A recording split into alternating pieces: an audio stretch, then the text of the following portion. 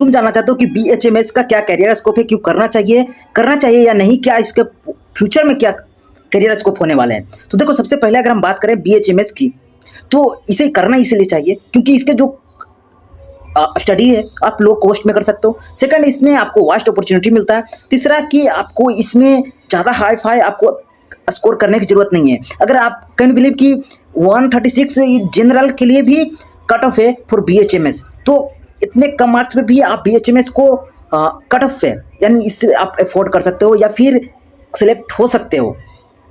और ये भी हो सकता है कि ये जो है होलिस्टिक अप्रोच है ट्रीटमेंट का, जिसलिए भी लोग इसे प्रेफर करना चाहते हैं। तो ऐसे में बीएचएमएस का जो फुल फॉर्म होता है bachelor of homeopathic medicine and surgery, और ये एक अंडर ग्रेजुएट कोर्स है जिससे आपको होम्योपैथिक मेडिसिन की पढ़ाई कराई जाती है। वहीं अगर हम कोर्स की ड्यूरेशन की बात करें तो 5.5 साल का होता है, जिसमें कि 4.5 साल एक कॉलेज आपको स्टडी करना होता है और 1 साल के लिए आपको इंटर्नशिप प्रोवाइड किया जाता है। अगर हम कोर्स में क्या क्या पढ़ाई होती है इसकी बात करें तो बीएचएमएस में आपको थ्योरी के साथ साथ प्रैक्टिकल ट्रेनिंग भी दी जाती है, जिसमें आप समझ सकते हो कि होम्योपैथिक फार्मेसी हो गया, होम्योपैथिक मटेरियल मेडिका हो गया, homeopathic philosophy, biochemistry, homeopathic report medicine, जैसे काफ़ी सब्जेक्ट जो है इसमें इंक्लूड है। इससे पहले कि हम बात करें कि इसमें एडमिशन कैसे लेना है, उससे पहले ये जान लेते हैं कि इसके क्या फ़ायदे हैं। तो इसका पहला फ़ायदा है कि आप होम्योपैथिक डॉक्टर बन सकते हैं। सेकंड है कि अच्छा करियर विकल्प है आपके लिए। तीसरा है कि सरकारी और निजी दोनों ही फील्ड में आप अपना इसमें आपको जॉब अपॉर्चुनिटी प्रोवाइड होता है। तो एडमिशन कैसे होता है, अगर हम बात करें तो एडमिशन के लिए एंट्रेंस एग्जाम के आधार पर होता है। अगर हम जैसे नीट हो गया, एम्स हो गया, अन्य राज्य स्तरीय भी एंट्रेंस एग्जाम कंडक्ट कराए जाते हैं जिसके थ्रू भी एडमिशन होता है। वहीं अगर हम करियर के अवसर की बात करें कि क्या क्या करियर स्कोप हो सकता है, तो पहला हो सकता है कि होम्योपैथिक डॉक्टर के रूप में आप प्राइवेट क्लिनिक खोल सकते हैं। सेकंड है कि सरकारी या निजी अस्पताल में भी आप जॉब कर सकते हैं। तीसरा, टीचर, रिसर्च या फिर कंसल्टिंग के क्षेत्र में भी आप काम कर सकते हो। नेक्स्ट है कि फार्मा जो कंपनियां उसमें भी आपके लिए जॉब अपॉर्चुनिटीज़ है।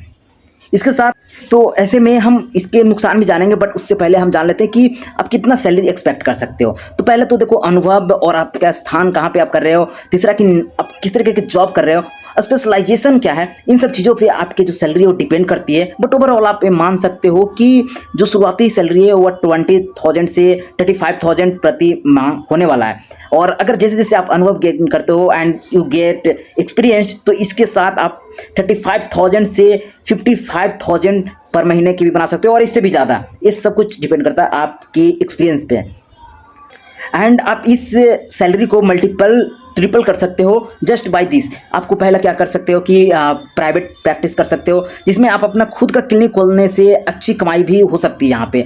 इसके लिए आपको मेहनत और समय चाहिए। सेकंड है कि आप सरकारी जॉब के लिए अप्लाई कर सकते हो, स्थिरता, और जिसमें आप जानते हो कि नियमित सैलरी आपको यहाँ पे मिलते रहेगा। लेकिन प्रमोशन और सैलरी बढ़ोतरी जो है प्राइवेट सेक्टर की तुलना में थोड़ा धीमी होती है, यानी स्लो होता है। वहीं अगर हम फार्मा कंपनियों की बात करें तो अच्छी सैलरी हो सकती है, लेकिन वहाँ पे आपको कड़ी कंपटीशन फेस करना पड़ सकता है। अगर हम वही टीचिंग की बात करें तो मेडिकल कॉलेज में आप पढ़ाने से भी अच्छी सैलरी और संतुष्टि आपको वहाँ पे भी मिल सकता है कि आप वहाँ पे अच्छा रेवेन्यू और इनकम जनरेट कर पा रहे हो। तो याद रहे कि ये जो सिर्फ अनुमानित आंकड़े हैं, जो हमने राउंड फिगर की बात की, ये अलग अलग हो सकता है डिफरेंट टाइप प्लेसेस पे, डिफरेंट सिटी पे आप कहाँ रह रहे हो। बट एक ओवरऑल आप रख सकते हो कि अनुमान कि हाँ, कि मेरे को कितना अप्रोक्स आप बनाने वाले हो। ओके, तो वहीं अब हम बात करते हैं कि क्या इसके नुकसान हैं, क्योंकि हर सिक्के के दो पहलू होते हैं। भले ही हम कितना भी इसकी बात कर लें, बट ये छिपा नहीं है कि आज भी लोग अगर होम्योपैथी की बात करें तो इसे पूरी तरीके से एक्सेप्ट नहीं करते हैं, और जिसके कारण जो होम्योपैथिक डॉक्टर को कभी कभी चुनौतियों का सामना करना पड़ सकता है। आप समझ सकते हो, ज़्यादातर लोग इन्हीं सब मेडिसिन को प्रेफर करते हैं।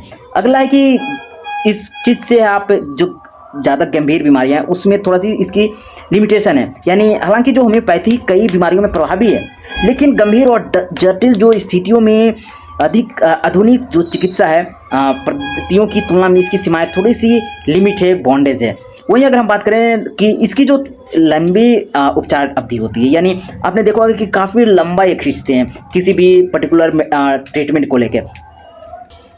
होम्योपैथिक उपचार जो है जो अक्सर धीरे धीरे काम करते हैं और इसलिए तत्काल जो ट्रीटमेंट है उसकी आवश्यकता ज़्यादातर जो पेशेंट होते हैं उनको होती है, जिसकी वजह से वो यहाँ पे थोड़ा सा इस चीज़ को प्रेफर नहीं करना पसंद करते हैं क्योंकि ये काफ़ी लंबा यहाँ पे खींच जाता है। वहीं अगर हम साइंटिफिक अप्रोच की बात करें तो कुछ लोग होम्योपैथी के वैज्ञानिक आधार पर भी सवाल उठाते हैं, हालांकि कुछ इस विषय पर अनुसंधान जारी है, यानी अभी भी इस पे लोग रिसर्च और जानकारी जारी है। बट ऐसा नहीं कह सकते कि होम्योपैथी अच्छा नहीं है या फिर इससे लोगों को ट्रीटमेंट ठीक नहीं हो पाता। होम्योपैथी ने लाखों लोगों की मदद की है और एक वैध चिकित्सक पद्धति है, आप समझ सकते हो, और एक यह आधुनिक चिकित्सा का विकल्प नहीं है बल्कि एक पूरक उपचार हो सकता है। तो आप इस पे विचार कर सकते हो और सोच सकते हो कि क्या इसके पॉन्स एंड क्रोन्स है, यानी क्या फ़ायदे हैं क्या नुकसान है। हमने हर एक पहलू पे बात किया, आप इसके बारे में और डिटेल में चेकआउट कर सकते हो अकॉर्डिंगली। Okay, thank you.